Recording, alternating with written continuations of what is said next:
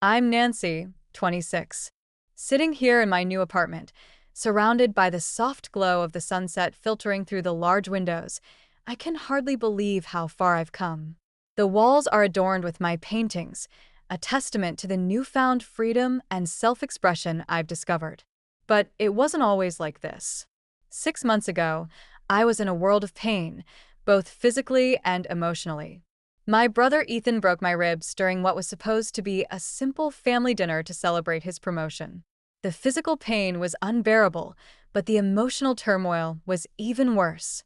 My parents, Robert and Linda, cared more about protecting Ethan's reputation than my well-being. They tried to convince me to keep quiet about the incident, saying it was just a misunderstanding. Looking back, I realized that this was just the culmination of years of a toxic family dynamic. I grew up in a small town called Millfield, with a population of about 12,000. It was the kind of place where everyone knew everyone else's business, and appearances were everything. My family was well known in the community. My father was a prominent lawyer, and my mother was a respected member of the local women's club. We lived in a large Victorian house on the outskirts of town. Ethan, who is 29, was always the golden child. From my earliest memories, he had a short temper. When we were kids, he would break my toys when he was angry. I had a collection of handmade wooden dolls from my grandfather, and he broke two of them. My parents would just tell me to be understanding, saying that he had strong emotions. As we got older, his aggression turned towards me. He would call me names, put me down, and criticize my choices. When I complained to my parents, they would dismiss it as normal sibling behavior. My mother would say, "Nancy, you need to be more resilient. That's how brothers and sisters are." I always tried to be the perfect daughter. I loved art, but my father thought it was an impractical career choice. So I went to medical school, hoping to gain their approval. After graduation, I did my residency in a big city, which gave me some distance from my family. With the help of a therapist, I started to see that our family dynamic was not normal. But then, an opportunity came up to join a medical practice back in Millfield. It offered loan forgiveness, which was a huge financial incentive. And deep down, I still hoped that our relationship could improve. When I moved back 3 months ago, I should have seen the warning signs.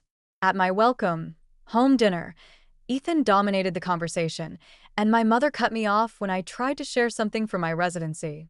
The night of the dinner, things started off well. My father opened a bottle of expensive wine, and my mother served a delicious meal. Ethan was in a good mood, bragging about his new position. But then he started talking about his girlfriend, Lily. I mentioned that I had run into Lily at the grocery store, and she had said something about a family gathering. Ethan got angry, accusing me of meddling in his relationship. I tried to calm him down, but he was out of control. He started shouting at me, saying that I was always jealous of him. His words were so far from the truth that I couldn't help but laugh. That was a huge mistake. In a fit of rage, he pushed me hard. I hit the corner of the kitchen counter, and I felt a sharp pain in my ribs. I collapsed to the floor, gasping for breath. My parents rushed into the kitchen. When they saw me on the floor, my mother asked what happened.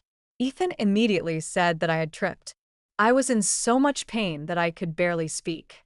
My mother tried to help me up, but every breath was agony. I managed to say that he had pushed me, but my parents didn't want to believe it. My father said it was probably just a bruise and that I should take some painkillers and rest. The next morning, the pain was still excruciating. I knew I needed medical attention. My mother called, asking how I was feeling. When I told her I thought my ribs were broken, she tried to downplay it, saying that it was probably just a bad bruise and that I should keep it within the family. My father called later, warning me about the consequences of going to the doctor and how it could damage Ethan's reputation. I couldn't stand it anymore. I called my friend Sarah, who had moved back to Millfield after a divorce and was now a teacher at our old school. She was horrified when I told her what had happened and insisted on taking me to the doctor. At the medical office, I met Dr. Emily Thompson. She was a kind-hearted woman in her late 40s. When she asked me what had happened, I was hesitant at first. But then, I decided to tell her the truth. She examined me and ordered an X-ray. The results showed that I had 3 broken ribs. Dr. Thompson then told me that what I had described was a case of domestic violence, and as a mandatory reporter, she had to file a report with the police. I was terrified. I was worried about what my family would think and how they would react. But Dr. Thompson shared her own story of abuse, saying that she had regretted not speaking up earlier. After some thought, I decided to let her do what she had to do.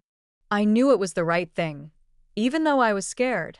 As soon as the police got involved, the backlash from my family was immediate.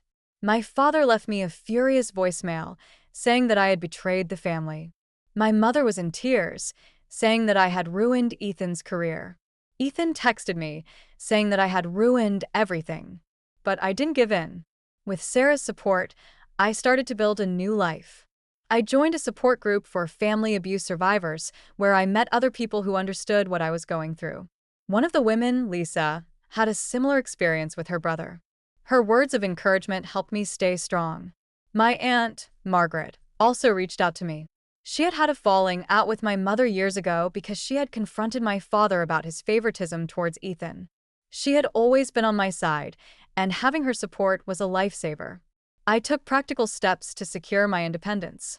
I changed the locks on my apartment, installed a security system, and opened a new bank account. I also started to paint again, something I had given up for so long. 6 months later, Ethan's case ended in a plea deal. He got probation and had to attend anger management classes. It wasn't a perfect outcome, but it was more accountability than he had ever faced before. Professionally, I became more confident at work. I advocated for my patients, especially those who showed signs of abuse. I even joined a community health initiative focused on domestic violence prevention, working closely with Dr. Thompson. She became my mentor and friend. My personal life also improved. Sarah remained my closest friend, and I started dating a kind-hearted musician named Jake. We met at an art exhibition, and our relationship was based on mutual respect and understanding. Looking back on this journey, I know that I made the right decision. I broke free from the cycle of abuse and built a life based on truth and self-respect. It was a difficult path, but I'm stronger and happier now. As I sit here, I wonder how many of you have faced similar situations. Have you ever had to choose between family loyalty and self-preservation? I'd love to hear your stories in the comments below. If my experience can help even one person, then sharing it has been worth it.